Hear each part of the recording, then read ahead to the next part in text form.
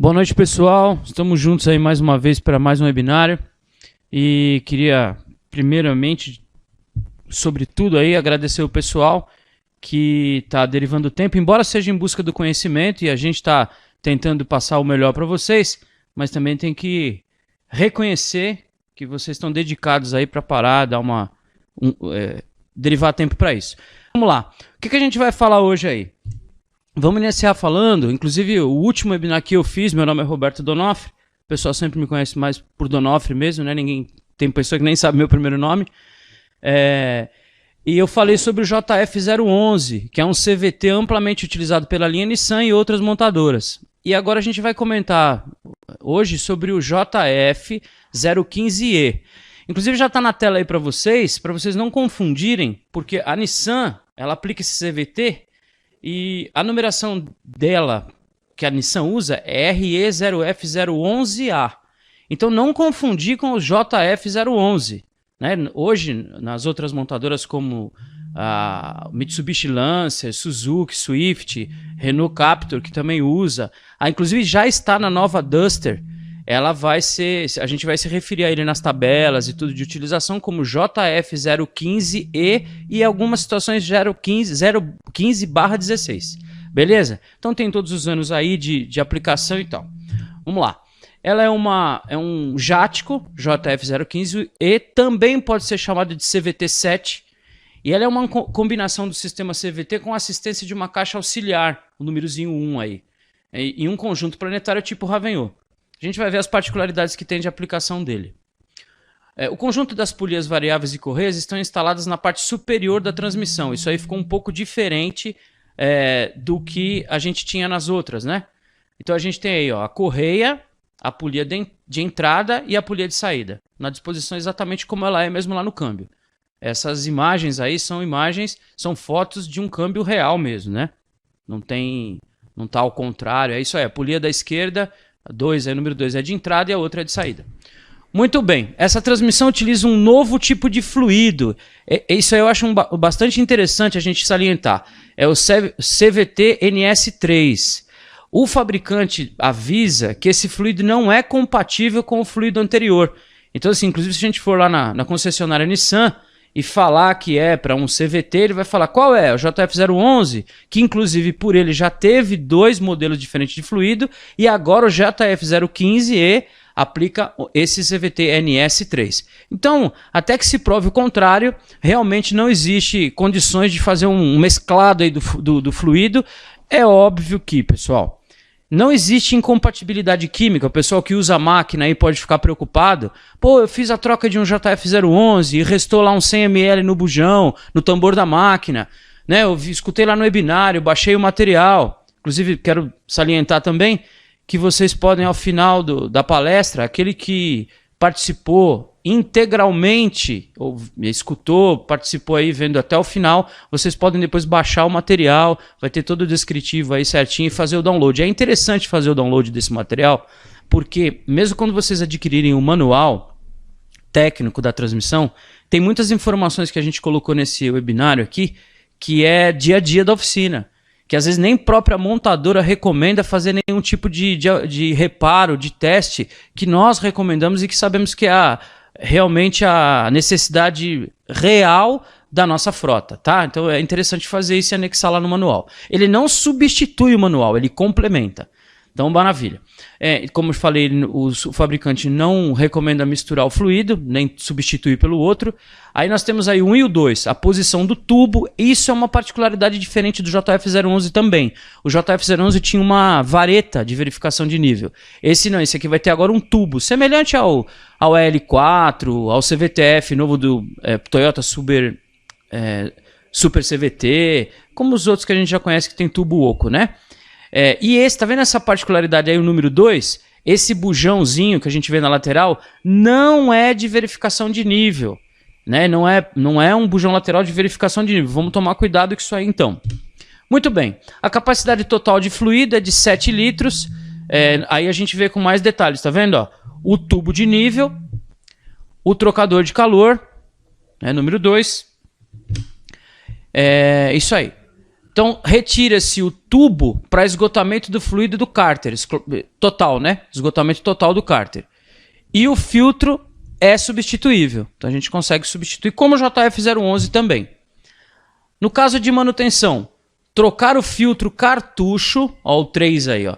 Só que vamos fazer uma ressalva, pessoal. Esse cartucho, abaixo da tampa traseira, em alguns modelos, existem alguns modelos que o filtro está também interno ao trocador de calor, como era o JF011. Embora o trocador de calor do JF011 era redondo, esse não é, mas também possui um filtro cartucho diferente. É cartucho, mas não é intercambiável. Não dá o filtro do JF011, não serve nele. É específico do JF015/16E.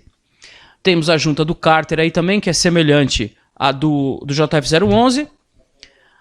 Nesse outro slide a gente vê aí a fixação do conversor de torque no flex plate por 4 sapatas e propriamente o conversor.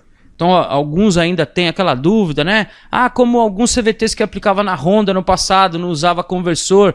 Esse, como sempre o JF011, sempre a Jático nessa versão de câmbio CVT usou conversor de torque e continua usando.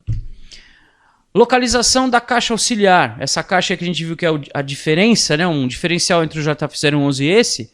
Aí ela está atrás do pinhão do diferencial. A localização dela aí. Essa transmissão utiliza 2 embreagens na caixa auxiliar. Uma para as velocidades à frente e uma para ré. Muito bem. Componentes. Então tá, isso é bastante interessante. Ó. Essa transmissão utiliza um conjunto planetário tipo Ravenhot, com 2 solares. Então, à esquerda aí nós vamos ver a solar traseira, no meio o conjunto planetário Ravenhot e à direita a engrenagem solar dianteira. Então, a gente vai analisar aí, conforme as embreagens trabalham em cima dessas solares, como que vai se fazendo a relação. Interessante que o pinhão do diferencial está ligado ao conjunto planetário por um acoplamento estriado. Então, ele tem essas estrias, assim que você acopla, ela passa a ser uma coisa só, passando força então para o pinhão do diferencial, para a relação final. Muito bem. Mas aí temos o pinhão na parte superior e a disposição do pinhão está acima da coroa. Então é interessante isso aí que alguém pode falar, poxa, mas ficou longe, né? O contato de dente do pinhão em relação à coroa está longe do nível do fluido. Mas isso não é problema, porque quando a coroa ela roda, né? Ela capta o fluido, arrasta o fluxo de óleo sobre os dentes e aí ocorre uma boa lubrificação entre pinhão e coroa. Legal. Ó, o eixo de entrada está ligado ao eixo da polia primária através de engrenagens. Dá pra gente ver aí, ó. Um é o eixo de entrada, o eixo entalhado, é onde vem o fluxo de força transferido do motor através do conversor de torque. Uma particularidade, eu não sei se todo mundo tem essa... É uma ênfase que eu vou dar aqui, né? Tem gente, eu já ouvi alguns alunos perguntando sobre se existe diferenças em conversores de torque para CVT e para automático. Não. Internamente, ele segue a mesma linha. Ele vai ter lá a bomba transferindo torque para a turbina, vai ter também um estator redirecionando o fluxo de óleo, mas sempre o conversor ele é calculado em cima do torque do motor. Mas o funcionamento é igual. Então, o torque do motor viria nessa peça número 1 aí, que é o eixo de entrada. E aí o 2 é passado na engrenagem de acoplamento do eixo de entrada, que é solidária ao eixo, e passando então para a engrenagem de acoplamento da polia de entrada. Esse fluxo de força entra o torque no eixo de entrada, através da engrenagem, para poder começar a passar o torque para a polia, para depois fazer as devidas relações. Muito bem. Pessoal, eu estou comentando assim até que um pouco rápido, porque é bem clara e explicativa os slides, mas assim, se tiver qualquer dúvida depois a gente vai poder até responder perguntas, não tem problema não, tá? Pode até ser respondido, se não der para falar tudo hoje, assim, as respostas, pode ser passado por e-mail, fica tranquilo que o pessoal não vai ficar sem as respostas aí. Inclusive até eu acho interessante mesmo, as dúvidas existem, mas elas têm que... Você fazendo uma análise primeiro do conteúdo, acho isso bastante interessante. Baixem o material. Aí pode até formular perguntas depois com o material na mão e a gente responder, beleza? Aí falando ainda dos componentes, a polia primária, polia secundária à direita e a correia metálica, né? Como nós vamos ter algumas diferenças dessa correia, bem legal. A polia de saída está ligada à engrenagem solar dianteira do conjunto Ravennot e o carregador planetário está ligado ao pinhão do diferencial. A gente já falou na outra, mas aí dá para explicar melhor como que está ligado ao conjunto planetário o pinhão de saída, nessa foto aí. A polia de saída está ligada à engrenagem solar dianteira do conjunto Ravennot. E essa aí é a engrenagem solar também. Então é interessante que a engrenagem solar, aí no número 2, ela atravessa o conjunto planetário. Então ela vai estar tanto do lado de lá, considerada como traseira, de lá do conjunto planetário, Ravennot, como considerada do lado de cá, essas estrias que estão nesse slide, a engrenagem solar dianteira. Acoplada já direto na polia de entrada. Muito bem. Aqui já começa uma coisa um pouco diferente, ó, bem interessante aí. Essa engrenagem interna conta com uma embreagem chamada embreagem de alta. E 2 é a engrenagem solar traseira. Então, quando for aplicada essa embreagem, a gente vai ter uma reação no conjunto planetário. Então, fora as relações do CVT, a gente também, as relações que vai ter a multiplicação de torque pelo conjunto variável de polias, a gente também tem as relações do conjunto planetário ajudando aí a fazer a desmultiplicação, a multiplicação, inclusive, das velocidades. Muito bem. Aí temos um freio da ré ou reversa e o freio de baixa. Se vocês encontrarem, eu gosto sempre de enfatizar isso, vocês podem um dia encontrar uma literatura que vai chamar esses dois componentes ou componentes semelhantes de embreagens. Mas é que normalmente o pessoal europeu, o gringo do modo geral, ele enxerga um freio multidisco pelo fato de ser multidiscos como embreagem. Mas não é. Tudo para nós, ao pé da letra, tudo que tiver ancorado na carcaça vai frear uma engrenagem ou um eixo. Então essas duas peças que a gente vê no slide é o freio da ré e o freio de baixa. Em alguns carros de câmbios automáticos totalmente, às vezes é o mesmo freio, né? Freio de baixa e ré. Aqui não, por ser um CVT e devido à estratégia do conjunto planetário, nós temos um freio para cada função. Um freio para ré e um freio para baixa. É bem interessante a estratégia que o pessoal usou nessa configuração dessa caixa. Aí a gente tem ela a vista de frente dela, a embreagem de alta e a engrenagem inteira. Completa, né? Montada, aquela engrenagem que a gente viu separada, encaixada dentro do conjunto da embreagem. Então, quando ela for aplicada, ela vai transferir força através da anelar do conjunto planetário. Aí, ainda continuando nos componentes, o freio da ré, a embreagem de alta e a engrenagem interna acoplada à embreagem de alta também. É a mesma peça com outra visão, né? A gente consegue enxergar ela onde ela vai acoplada lá dentro da embreagem. Ou melhor, desculpa, da própria carcaça do câmbio. Muito bem. Embreagem de alta, o número 1, como a gente está se referindo a ela. Os discos da embreagem de alta, dentro dela, lá o número 2, a seta bem certinha lá apontando para ele. A engrenagem interna e o carregador planetário. Então, quando isso tudo for acoplado, ela dá transferência do fluxo de força para o carregador planetário. O freio de baixa se liga à engrenagem solar traseira do planetário. Olha lá, a gente pode ver ali onde que acontece isso. Ó. Freio de baixa é o número 1 e a engrenagem solar traseira. Tá ligado para poder fazer aquela relação de velocidade. Aqui a gente já conhece um pouco isso, mas tem que enfatizar, né? Às vezes tem gente que ainda confunde e tal. As relações reduzidas, ou seja, as marchas de força, alguns manuais chamando essa relação de underdrive, a polia está totalmente aberta. Qual polia? A polia primária. A polia que inicia o torque nela. Na relação direta ou drive, se a gente fosse comparar um câmbio automático, vamos dizer assim que fosse a terceira, a polia está com abertura em 50%. E nas relações de velocidades finais, overdrive, a polia está totalmente fechada. Isso já segue a linha para todos os CVTs que utilizam polia, né? E aqui não mudou, não. O conjunto de polias está montado na parte superior da transmissão, não estando assim em contato direto com o fluido. Achei bastante interessante essa estratégia, porque alguns podem pensar, né? Poxa, mas se ela ficou longe do óleo, não vai faltar o fluido para poder transferir o torque devido e tal, não vai não. ela já foi feita dessa forma, mas ela consegue captar o fluido e ter o óleo necessário para fazer a transferência de torque. Até foi uma coisa, a engenharia pensou nisso para poder realizar dessa forma mesmo, para ter uma melhor utilização, melhor resultado. Um é o conjunto de polias variáveis e 2 a tampa traseira. A gente consegue enxergar aí bem.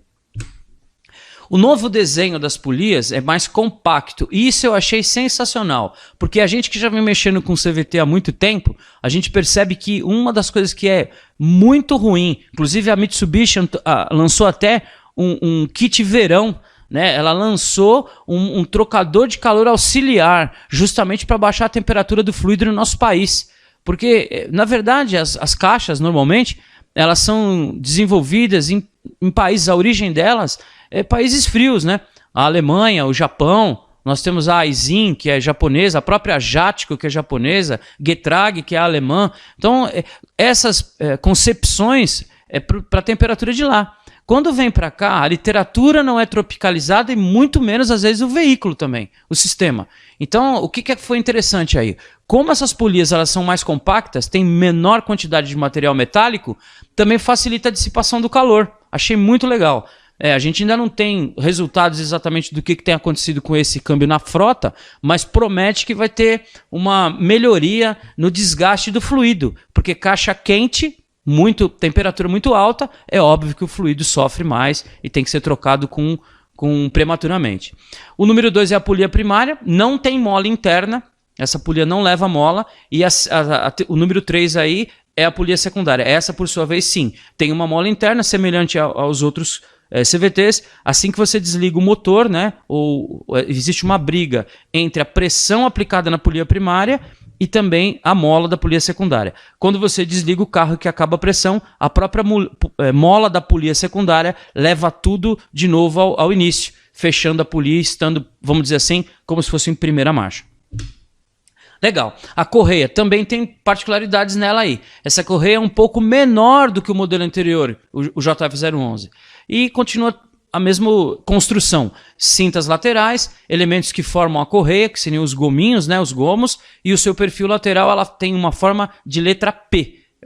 Com na seta correta que a gente pode ver na figura 2, nós temos aí a seta dela. Na montagem ela vai estar virada para a esquerda, né? Aí formando na sua lateral, no seu perfil, a letrinha P. Alguns casos, se tiver com ela montada errado, ou outros modelos, formaria uma letra Q, porque ela é um Q minúsculo, né? Com a barriguinha voltada para o lado esquerdo. Muito bem. A tampa traseira, nós temos tubo de alimentação das polias, é o 1, e contém, né, tem que, obviamente, ter os anéis de vedação de PTFE ali de alimentação das polias. Tá aí a descrição, né? Na sua esquerda vem a polia secundária e à direita na tampa a polia primária. Nos dois outras fotos abaixo aí, os detalhes, né? Os vedadores são semelhantes, inclusive. Detalhe aí, pessoal, sempre enfatizo isso também para todo mundo. Gente, nós estamos fazendo a reforma de um câmbio. Não inventa de manter vedador velho, anel O-ring. Às vezes a pessoa acha que está fazendo uma coisa legal, o reparador vê lá, ele começa a testar, fala, pô, mas o anel tá macio, tá bom, parece que o anel é melhor do que o que veio no kit. Não faça isso não, porque queira ou não queira, você vai estar trabalhando como se fosse um remendo novo numa calça velha, né? Você reparou tudo e deixou um vedador ruim. Se caso você tiver problema no posterior, montei a caixa toda. Você vai sempre ficar com aquela pulga atrás da orelha. Pô, será que foi aquele vedador que eu não troquei? Então, comprou, kit completo, troca todos os vedadores, na certeza, faz os testes de aplicação e é o que a gente deve fazer para garantir o serviço, a excelência do trabalho aí. Muito bem, na tampa existem 2 bujões de verificação de pressão. Isso é uma novidade. Embora um entrave danado para mim pensar, já estou pensando em como é que a gente vai fazer isso, mas a gente tem hoje índices, né? Antigamente, nos outros câmbios, não se falava de um teste efetivamente. E aqui não, ó. Aqui deixou claro que a pressão de teste ela deve ser de 700 PSI e que deve ser feito com ATF. Nós vamos ver nos slides adiante aí que pode ser feito um teste. Isso é muito legal. Aí tá o primeiro, bujão da polia primária para verificar se está chegando esses 700 PSI e na polia secundária também. Vira a observação em vermelho aí. Pelo amor de Deus. Manômetro de 1000 PSI. Então, às vezes, o cara está acostumado com aquele manômetro de 300, que ele faz os testes do câmbio automático normal. Se você colocar um manômetro de 300 num câmbio desse, estoura o vidro no seu rosto aí. Cuidado, hein?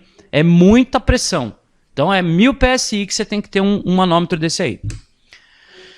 Para desmontar e montar a polia é necessária uma ferramenta. Tá aí, né? Ó, bonitinho. Você pode até...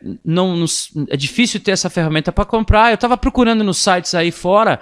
Parece que no site da Sonax já está falando que existe a ferramenta. Mas olhando para ela, a gente consegue produzir uma ferramenta dessa daí. Na verdade, ela vai prender, né? A número 1 ali, a ferramenta. Número 2, os acessórios da ferramenta. Ela prende do lado da lateral dessa roda fônica da polia 3, que é a polia motora, a polia secundária, ou melhor, movida secundária, e ela vai conseguir, comprimindo a ferramenta, tem um fuso, você vai conseguir tirar a tensão da mola que ela tem, para poder livrar e desmontar ela e tirar a correia.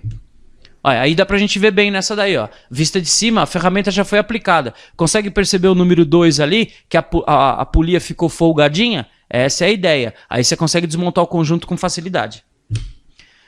Aí também, ó, agora já tirando a ferramenta, olha o que aconteceu. A correia voltou novamente a ficar tensionada no número 3. É bem detalhadinho aí. Para o teste de vedação das polias, olha aí o que eu falei sobre o teste. Deve ser aplicado 700 PSI com ATF. Achei bastante interessante isso, porque quando a gente fala assim em testar qualquer aplicação, a gente até tem o manual do ar check. O que é o ar check? É teste somente com ar. Aqui não vai funcionar isso daí não. Porque lembra que a gente aprende, inclusive no curso, que uma das funções do fluido é vedar. Então, se você aplicar 700 PSI num vedador interno da polia só com ar, é óbvio que vai vazar mesmo. Aí você vai ficar com o teste mascarado. Mas se você estiver aplicando isso com ATF, o filme do ATF se encarrega de fazer a vedação e você consegue fazer um teste com propriedade. Agora ficou um entrave pra gente. Como é que eu vou bolar uma bomba que simule, que consiga colocar nesses orifícios 700 PSI? Isso agora vai ser uma dificuldade que a gente vai ter. Por quê? Porque o nosso compressor aí vai dar o quê? 150 PSI no máximo. Mas isso é uma coisa para a gente pensar e desenvolver. Vai precisar de uma bomba hidráulica que empurre aí para dentro desses orifícios 700 PSI para ter um teste determinante.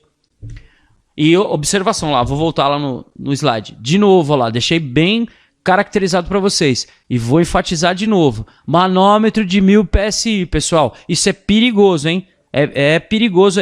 Isso aí agora eu vou ficar falando com vocês, igual eu vou falar com carro elétrico daqui para frente. Que carro elétrico é outro perigo também. O pessoal pensa que é brincadeira, que é bateria, mas é alta tensão. Aí já vamos se preparando a cabecinha aí para a nova tecnologia que está chegando. Esse CVT 1000 PSI é coisa nova. Os carros elétricos também, a gente não pode pôr a mão em coisa que a gente não tem conhecimento. Se prepara primeiro, é por isso que a gente está aqui, para fazer isso. Cuidado, né? Vamos lá. Freio da ré, tá aí a descrição dos elementos. Freio da ré, disco mola, metálico côncavo. É como se fosse um anel, né, côncavo, como a gente já conhece dos outros, para tirar o peso, ou melhor, para comprimir esse pacote, para deixar ele... sem vibração e fazer a aplicação correta. E os discos de atrito de composite. Aí, ó, isso é bastante interessante. O número de discos, né? Tem o disco mola, 5 discos de aço e 4 discos de composite. Muito interessante. Ó, pessoal, embora tá aí vocês não podem falar, pô, o número tá 4, mas a ilustração tá de 3. É 4, viu? São 4 discos. Embora tá aparecendo 3 na foto, mas são 4 discos e 5 de aço. Aí o freio da ré, o alojamento do pistão de aplicação do freio da ré e o orifício de alimentação de pressão. Tá vendo? Nesse orifício piquititinho aí é que vai entrar a aplicação de pressão do freio da ré. Um detalhe. Normalmente a gente comenta que no freio da ré, no câmbio automático, 210, 240 PSI. Aqui contraria tudo isso, tá? Aqui, condição severa, nós não temos indicação. Porque se eu tenho 700 PSI de trabalho nominal de pressão na polia... o manual nem comenta se existe uma pressão adicional para o freio da ré. Na verdade, o que ele faz é manter a polia naquela relação onde vai conseguir arrastar. Por que é um freio de baixa e ré? Por exemplo, se você for puxar um trailer, ele vai manter a polia naquela abertura para você ter torque suficiente para tirar o peso do carro e do trailer da inércia. Aí depois ele abre a polia. É tudo gerenciado pelo módulo. Talvez no decorrer com testes e tal, a gente consiga até definir essa pressão futuramente. Por hora a gente não tem nada. Já é pressão alta de natureza. Já é um câmbio que está hipertenso. Ele já trabalha com pressão alta. Vocês têm que tomar cuidado. Muito bem. O freio da ré, a gente tem o alojamento do pistão de aplicação, tudo descrito bonitinho na foto, o pistão de aplicação, o suporte das molas de retorno do pistão e a tampa central. Tudo isso aí é muito reforçado, né? Porque é um freio que vai segurar aí para fazer a inversão de rotação para o carro mudar. Ora, o projeto da engenharia projeta um carro para andar para frente. Então, quando a gente fala em ré, em reverso, é uma função que, na verdade, vai forçar o projeto porque ele vai trabalhar ao contrário do que, na verdade, ele foi feito para trabalhar. O carro não foi feito para andar para trás, é para uma manobra, uma pequena ré, né? Então é interessante essa situação aí. Por isso que é tudo reforçado. Ó, o freio da ré ainda. Interessante aí. Aparece um elemento que a gente tem que tomar um pouco de cuidado. Não tenho histórico disso ainda, mas estive pensando, né? É o número 5. O número 5 é um selo do alojamento do pistão.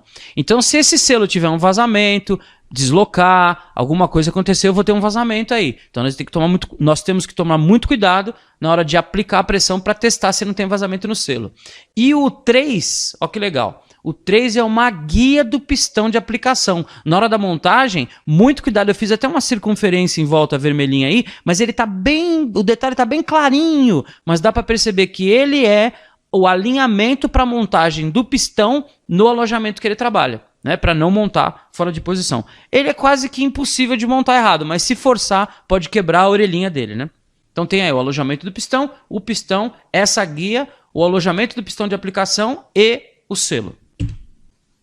O número de discos também do freio de baixa e ré. Nós temos 2 e 2. Disco de ação solidários à carcaça 2, disco de atrito 2. Placa de reação e a trava. Pode ver, tá tudo bem descrito aí.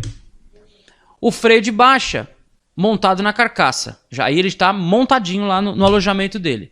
E temos as peças dele aí também, ó. Pistão de aplicação do freio de baixa e ré, suporte da mola de retorno do pistão e a trava.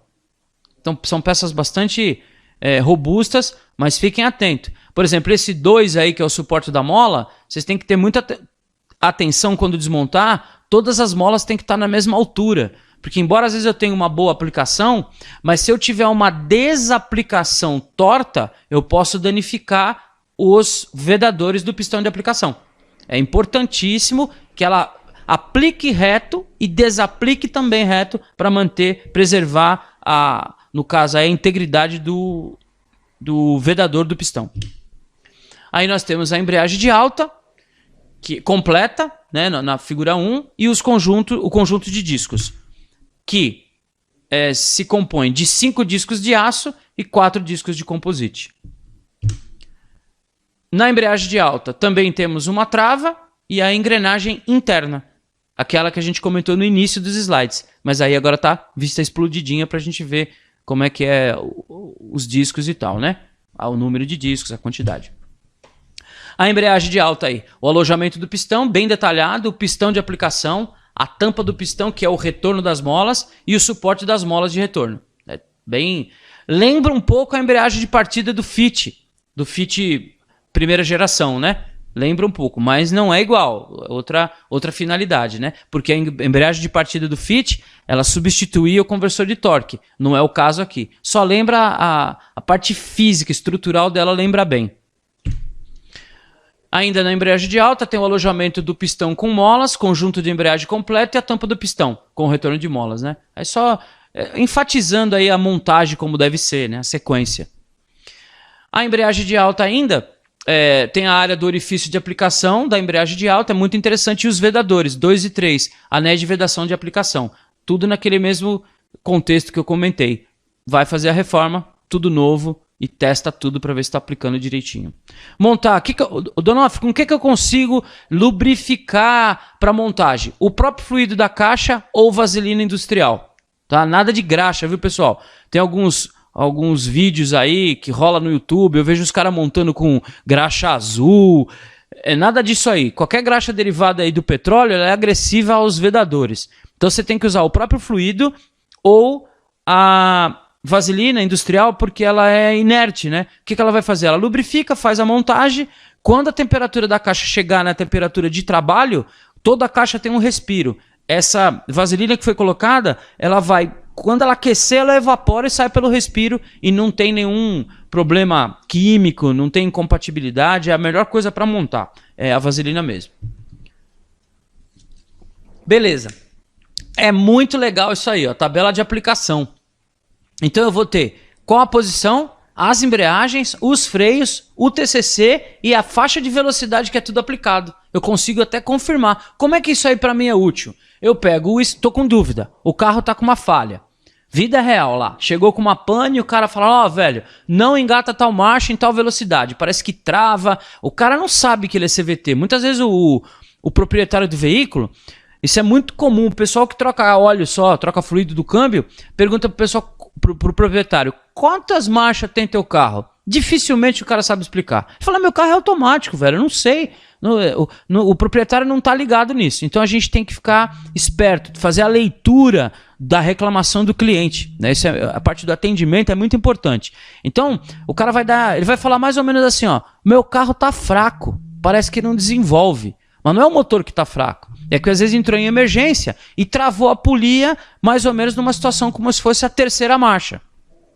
Então a gente tem que conseguir ver isso aí. Beleza, quando eu espetar o scanner, estou trabalhando com a ferramenta de diagnóstico, vou dar uma volta com o carro e vou simular todas essas situações da tabela. Pô, drive, low, até 50 km, tem que estar aplicado e tal, essa tabelinha. Furou, não entrou, tem erro. Aí eu vou ter que correr atrás e ver o que está acontecendo, fechar a linha de diagnóstico. Mas ajuda bastante. A tampa dianteira, muito bom isso aí também, porque eu tenho os orifícios de aplicação. O 1 é o de freio de ré e o 2 é a lubrificação das polias. Então é legal ter isso aí. Outra, ó, ainda falando da hidráulica, nós temos aí aplicação, as passagens hidráulicas. O 1, o circuito do TCC off. Todo mundo sabe o que é TCC? Torque Clutch Converter, ou seja, embreagem do conversor de torque, né? As literaturas, do modo geral, sempre usam essa sigla aí. Alguns até perguntam para mim, pô, Donoff, por que essas tranqueiras tudo em inglês, né, meu? A gente não podia fazer... Por que vocês não traduzem isso aí? Falar a real, olha, a gente não traduz justamente para forçar vocês a se ambientarem com o termo.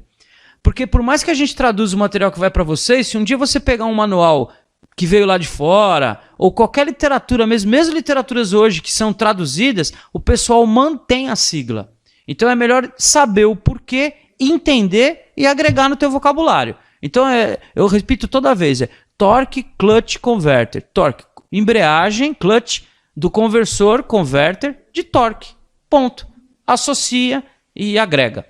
Então vai lá, tá o circuito off, on e a vedação do TCC. Percebam, ó, o próximo slide também, dá para ficar bem claro. Ó o número 3 aí, desse slide.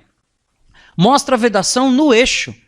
Então, fatalmente, o que tem aí? Uma bucha, que se eu tiver desgaste dessa bucha, ó lá na figura 1 lá, e 1 e 2, né? Se eu tiver o desgaste daquela bucha lá, da figura à direita superiorzinha no meio, né? Eu vou ter um vazamento e não vai ter aplicação do TCC. A solenoide, se você colocar no ferramenta de diagnóstico, ela vai estar energizada. O módulo enxerga a bobina dela, mas você não vê a queda de rotação no RPM, porque não está havendo a aplicação do TCC. Então, talvez vai ser até uma folga de bucha. Então, fiquem atentos quando abrir um câmbio desse. Analisem tudo, veja tudo, meça tudo, coloca fluido, vê se não tem vazamento. É importantíssimo isso aí, tá? Por isso que é legal ter a informação, ter a imagem, porque eu consigo simular e trazer. É muito importante, pessoal, a reclamação do cliente. O que é diagnóstico? A busca da causa raiz do problema. Então vocês têm que, em cima da reclamação do cliente, ir até encontrar a causa. Às vezes você está no meio do caminho e descobre o quê? Uma das consequências. Por exemplo, teve um vazamento, queimou o pacote. Legal, descobriu o pacote queimado, maravilha, troca o pacote e monta o carro. Ele vai rodar uma semana, queima de novo. O que levou o pacote a queimar? Então pode ser uma válvula no corpo de válvula? Pode. Pode ser um vazamento de um acumulador? Pode. Pode ser um monte de coisa. Então tem que ver o circuito como um todo. Enquanto você... A pior coisa que tem é abrir um câmbio e não achar o defeito. Pô, tá tudo novo, que beleza. Beleza? Aí que é o problema, que é onde está o problema. Tem que encontrar a causa raiz. Maravilha, olha lá. Passagens hidráulicas para o TCC. Muito boa esse slide. Porque para testar a aplicação do TCC, o eixo de entrada, que é o número 3, o acoplamento dianteiro, que é essa peça aí, número 4, beleza? A engrenagem da bomba, que é o número 5, que vai dar a altura correta, eles devem estar todos montados no conversor, que é o número 6. E aí eu consigo aplicar no número 1 à direita, a desaplicação do TCC, e número 2 à esquerda, a aplicação do TCC. Então, montando o conjunto todo aí no meu eixo do conversor, eu consigo aplicar e perceber se o TCC está aplicando ou não. Show de bola, consigo fazer um teste. Muito legal mesmo. Nem todos eu consigo fazer isso daí. Maravilha. Passagem hidráulica na carcaça, circuito de lubrificação do diferencial, circuito de aplicação da embreagem de alta e tubos de aplicação da embreagem de alta. Vamos lá, o pessoal fez uma pergunta aqui, ó. Essa transmissão encontra as peças separadas ou tem que comprar o conjunto CVT completo? Muito boa pergunta, e é o seguinte, pessoal. É tudo muito novo. Esse é um problema gravíssimo que a gente passa até no JF011, que é o câmbio antecessor desse, que até hoje eu não encontro polia nova para comprar, embora tenha algum pessoal aí que tá trazendo alguma coisa importada, mas as montadoras não abastecem o mercado. Então a gente tem que estar atento aí e ficar ligado quem que vai trazer essas polias. Inicialmente não tem nada ainda. Então aí fica a dica, como eu sempre falo para o pessoal nos treinamentos. Não sei se vocês conhecem a Renova Ecopeças, a Desmontec, que são iniciativas junto às seguradoras que em carros realmente baixados são removidos caixas e todo a parte do powertrain em boas condições e você pode comprar. Aí, o que é legal? Não incentivar o roubo, né, pessoal? Porque um problema seríssimo que a gente tem no nosso país é o roubo de automóvel e a venda irregular de peças escusas aí no caso, né? Mas aí, enquanto a gente não tiver a peça nova, a gente pode recorrer ao pessoal realmente que tem a procedência. O pessoal da Renova, para ter uma ideia, não estou fazendo propaganda aqui, é que é verdade mesmo. Eu até visitei lá a área deles, a logística do pessoal é fantástica, o carro entra lá batido, às vezes até de um sinistro. A equipe, antes de pôr a mão para desmontar, o carro é todo higienizado, às vezes tem vítima e tudo, né? Sujou banco com sangue, alguma coisa do tipo, o pessoal limpa tudo, scrap, tudo que for segurança, tudo que for cinto de segurança, tudo é jogado fora. Só reaproveita realmente aquilo que é lícito. Então a gente tem que trabalhar assim, né, para poder dar essa seriedade até na nossa empresa. Mas muito boa pergunta sobre as peças, né? Que não adianta a gente saber fazer e não ter peça para comprar. Valeu. Foi o Maurício, né, que perguntou. Maravilha. Passagem hidráulica na carcaça, muito bom também. É como se fosse... Como não, né? É o AirCheck, aonde eu aplico para saber se está aplicando ou não. Então eu tenho um retorno do conversor, do TCC, embreagem de alta, carga do conversor. Carga do conversor, no caso, se fosse... Vamos entender direitinho o que ele quis dizer com carga do conversor. Quando ele não está aplicado o TCC, ele está mandando fluido para dentro do conversor para fazer o efeito, o acoplamento fluido. É nessa situação, nesse orifício 3. 4. Lubrificação das polias. 5. Freio de baixa. 6. Polia secundária. E 7. Polia primária. Continuidade aí na carcaça dos furos. 1. Freio da ré. 2. Saída do trocador de calor. 3. Retorno para o trocador de calor. E saída da bomba. Olha que observação legal. Nessa linha 3 é que se encontra o filtro da linha de lubrificação, que é um cartucho, né? Aquele que a gente viu lá no início dos slides. Então é nessa linhazinha aí, número 3. Passagens hidráulicas na tampa traseira. Polia primária e polia secundária. Tá aí, né? Quem é quem? Onde que vai fazer o teste de aplicação com 700 PSI? Nessas meninas aí. A bomba da transmissão. Muito semelhante à do JF011. Mudou um pouquinho a disposição, mas ainda continua. Bomba de palheta por engrenagens. Ela vai ter uma corrente que toca, né, um parzinho de engrenagem. Tá aí, ó. Engrenagem impulsora, engrenagem da bomba e bomba está localizada atrás da chapa defletora. Pode ver que tem uma chapa atrás da engrenagem de baixo número 2. Eu só consigo ver a bomba depois que eu tirar essas duas engrenagens e essa chapinha.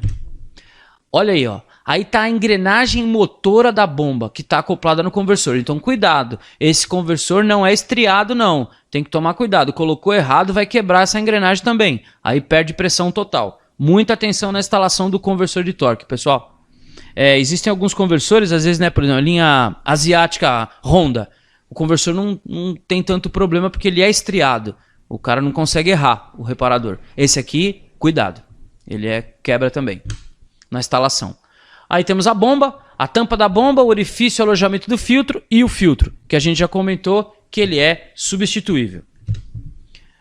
Aí a bomba da transmissão, nós temos duas vistas, né? Tem a bomba completa e duas vistas da kit, né? Do conjunto, engrenagens e corrente. Vista de um lado e vista do outro. Mantém, né?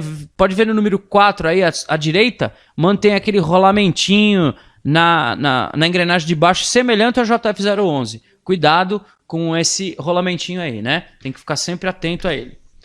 Muito bem. Então, tem uma pergunta aqui da galera lá do Centro Automotivo Moreira. Então eu consigo testar todo o conjunto? Sim.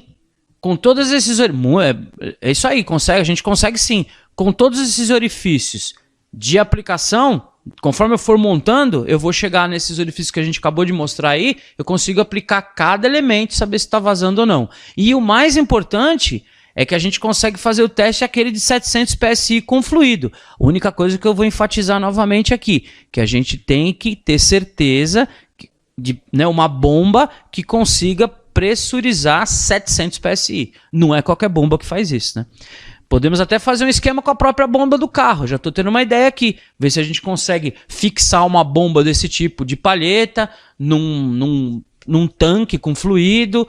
E tem que ser tudo muito protegido, né? A gente vai lembrar aqui lembra dos testes de bomba injetora da Bosch, que até hoje usa aquele vidro, a prova de bala, protetor e tal. O teste de CVT vai ter que trabalhar mais ou menos assim, porque se der algum vazamento, alguma coisa lá, 700 PSI não dá nem para brincar, né? Como eu já falei. Mas sim, o pessoal do Auto Center aí, Moreira, pode sim testar. Tem condição de fazer o teste todinho de todas as aplicações. Muito bem. Ainda falando da bomba da transmissão, a carcaça da bomba, o rotor com palhetas, tampa traseira do rotor, tampa dianteira do rotor e a tampa da bomba. Bombinha de palheta são bombinhas extremamente eficientes, né?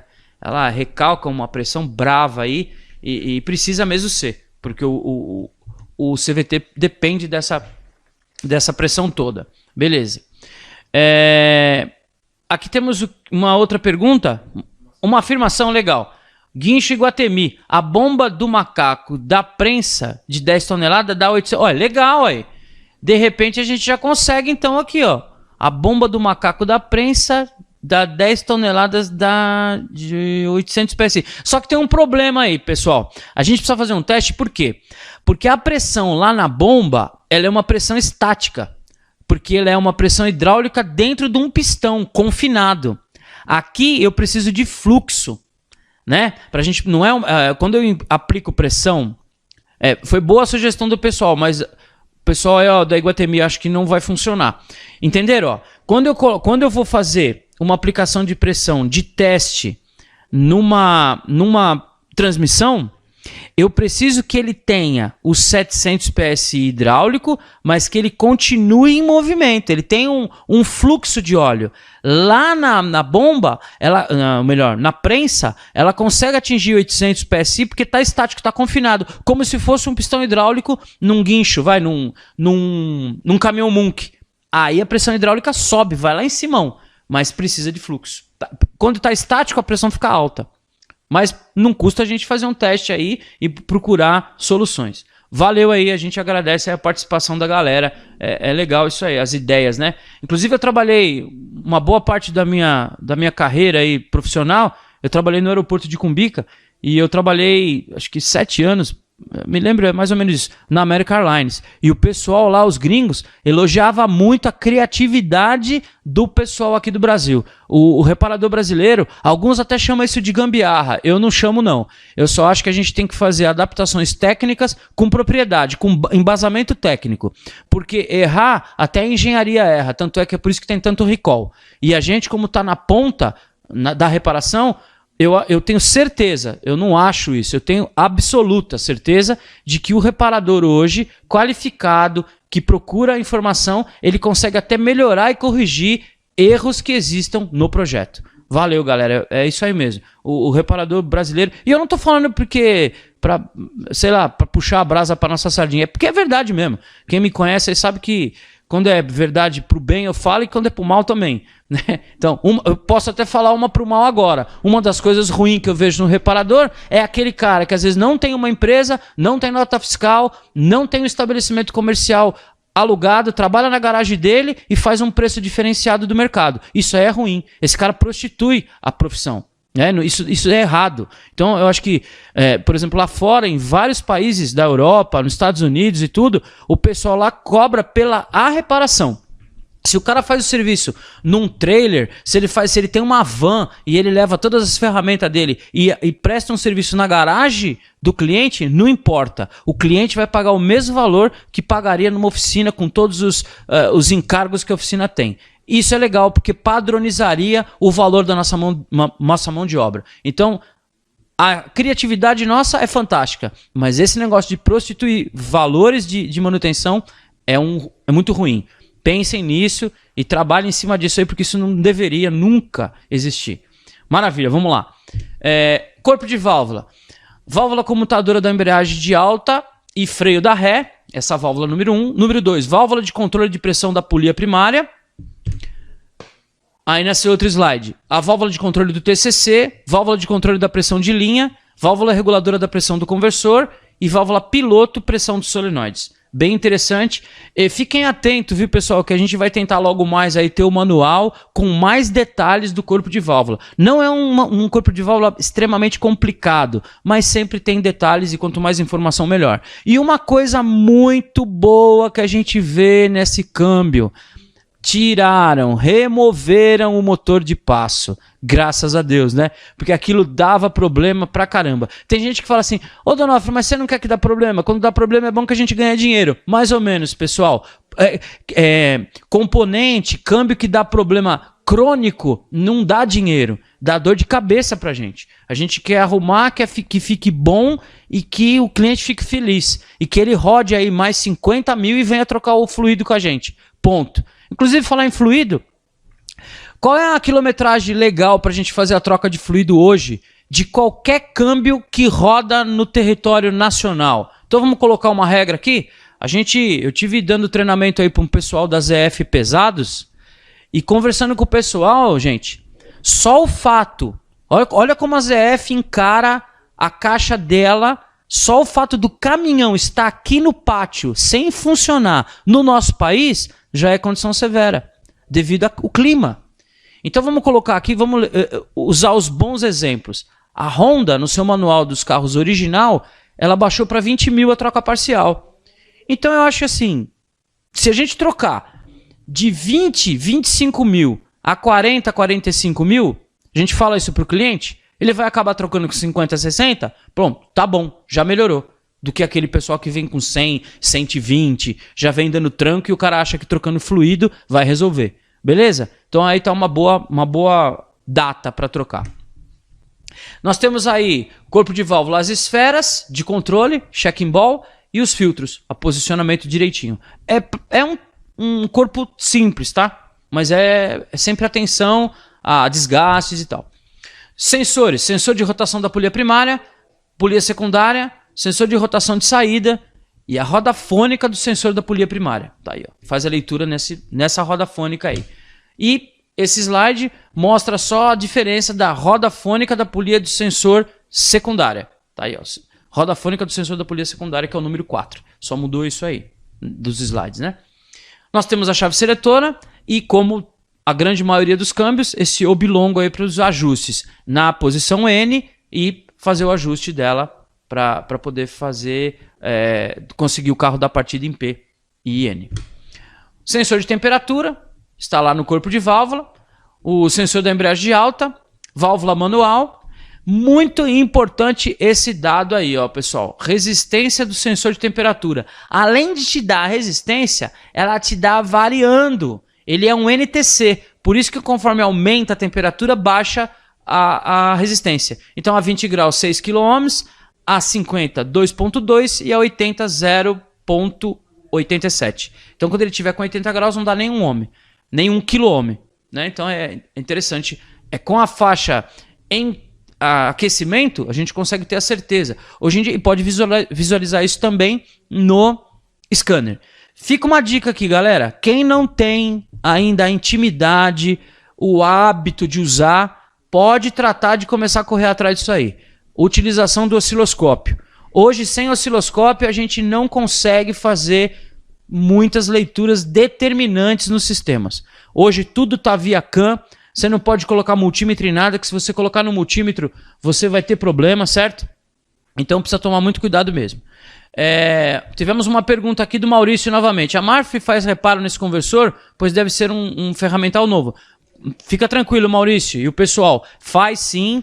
Eles já estão aptos a fazer. O pessoal tá andando sempre na frente aí e tem informação para isso, pode ficar tranquilo. Ele é o problema principal não é as ferramentas para trabalhar, é sim o material. Então, como eles importam tudo isso, fita do lockup, os vedadores e tal, eles estão sempre andando aí na frente para essa situação.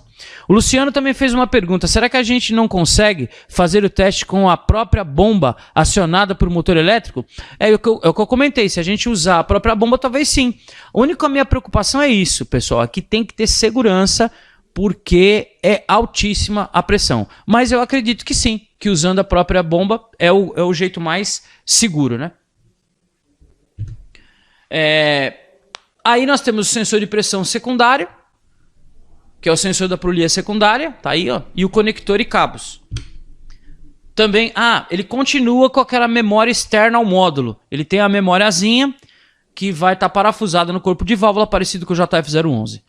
A informação que a gente tem, embora até estava conversando outro dia com um franqueado da Apta também, que é o Adriano, lá de Minas Gerais. Inclusive, abração, Adriano. Você estava me ligando aí antes da gente iniciar, eu não pude te atender, mas um abraço aí para você. A gente estava trocando ideia com ele e ele falou que sabe de alguns reparadores que trocou o câmbio JF011 sem trocar a memória. Gente, ó, pelo que a gente sabe do manual e tudo que eu já fiz até hoje, toda vez que eu troquei esses câmbios, que eu fiz a reforma, eu sempre mantenho a memória junto com o módulo. A memória faz parte do módulo. A única diferença desse carro é que essa memória não está na placa, que normalmente é assim. O módulo já vem com a memória dentro da placa. Eu não sei por que eles colocaram essa memória no corpo. Eu acho que é para melhor troca de temperatura. Pelo menos essa é a alegação da engenharia. E então, vamos na zona segura, né? Maravilha. Solenoide de controle de pressão da polia primária, solenoide do freio de baixa, solenoide da embreagem de alta, solenoide de controle da pressão de linha e solenoide do TCC. Então, todas as descrições delas aí no corpo de válvula. Mudou, as solenoides são um pouquinho diferente das solenoides antigas, né? É outro corpo, é outra solenoide, outro tudo. Então são a pressão primária, freio de baixa, solenoide da embreagem de alta e solenoide de pressão de linha, solenoide do TCC. Então, uma coisa importante, essa tabela.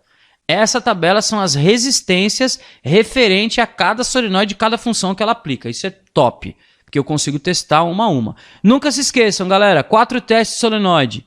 Resistência ômica, curto em relação à carcaça, continuidade, teste dela, trabalho ou estanqueidade frio e principalmente o quente. Aqueçam o fluido com segurança e façam os 4 testes para determinar realmente se a solenoide está boa. Isso aí também ajuda pra caramba, ó. O pino do conector. Então nós temos aí memória ROM de seleção, solenoide de pressão de linha, solenoide de pressão primária, sinal do sensor de temperatura TFT, solenoide do TCC e sinal do sensor de pressão da polia secundária. Continuação, memória ROM, alimentação dos sensores 5 volts, memória ROM também, solenoide do freio de baixa, solenoide da embreagem alta e freio da ré e aterramento dos sensores. Com um negócio desse aqui, não tem como a gente não testar tudo bonitinho, né? Pô, Donofrio, você não acabou de falar que não pode testar porque é perigoso, porque queima, pá.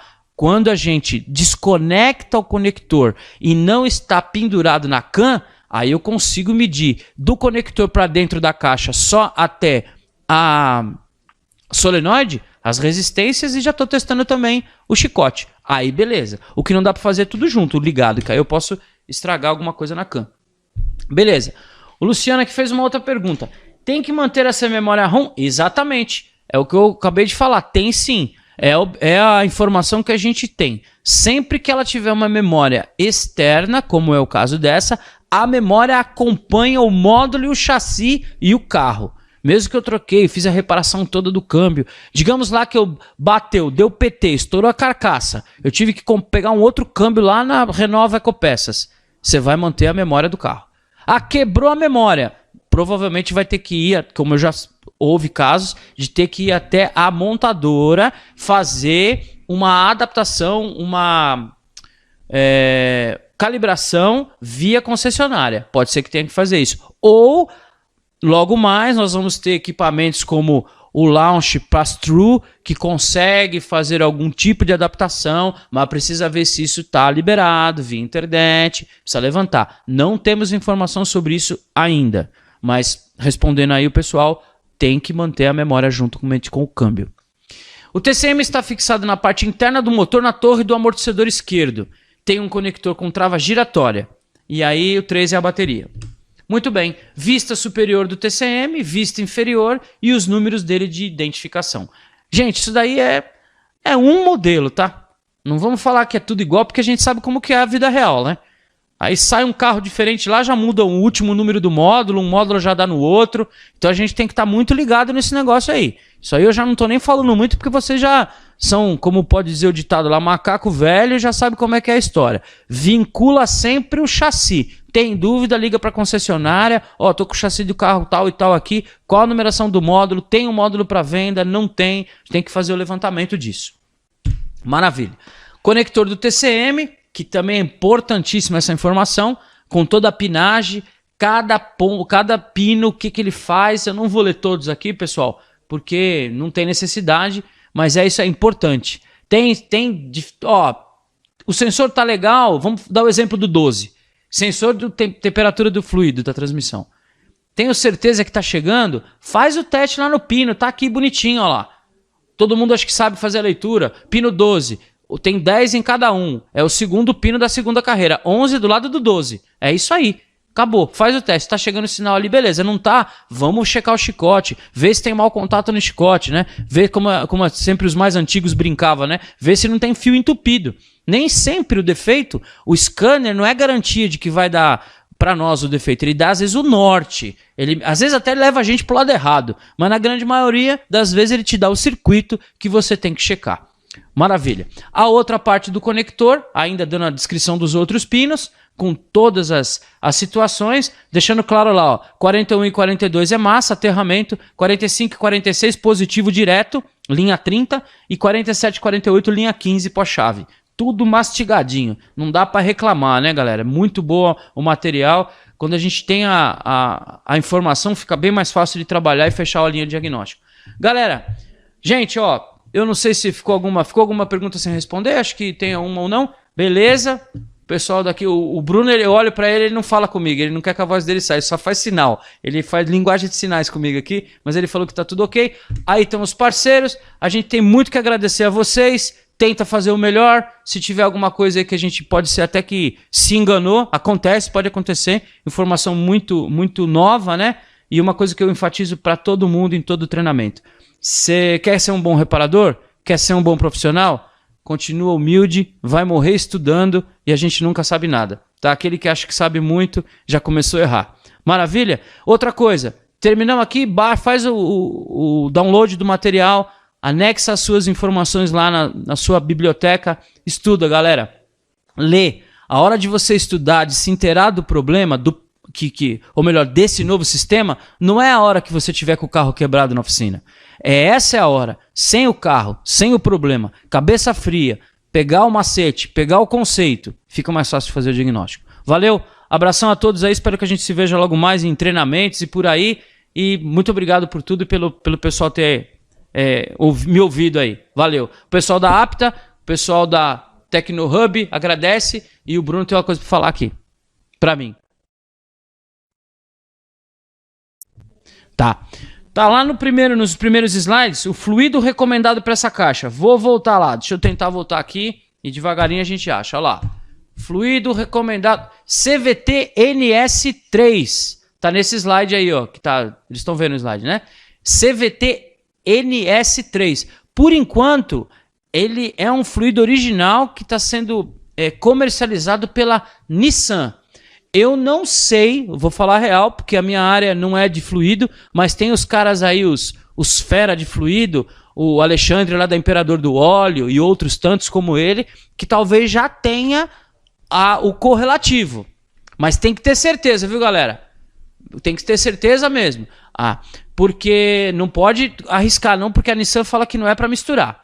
Valeu, muito obrigado e até a próxima, galera.